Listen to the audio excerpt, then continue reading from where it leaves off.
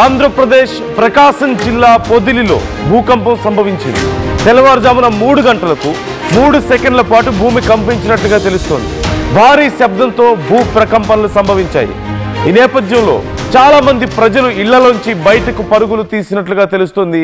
ఈ ఏడాది పొదిల్లో 2 సార్లు భూకంపం సంభవించింది. ఇప్పుడు మనం చూస్తున్నాం 3 సెకండ్ల పాటు ఈ భూమి కంపించినట్లుగా తెలుస్తోంది. తెల్లవారుజామున 3 గంటల సమయంలో ఒక్కసారిగా ఏదో ఒక కుదుపులాగా రావడంతో ప్రజలందరూ చాలామంది భయభ్రాంతులకు గురైనట్లుగా తెలుస్తోంది.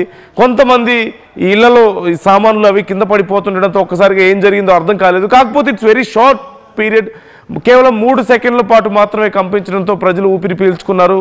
చాలామంది నిద్రలోంచి లేచి బయటకు వచ్చినట్లుగా తెలుస్తుంది. ఏం జరుగుతుందో ఏంటో అర్థం కాక కొద్దిసేపటి వరకు మళ్ళీ తిరిగి ఇంట్లోకి వెళ్ళడానికి భయపడ్డారంటూ తెలుస్తోంది.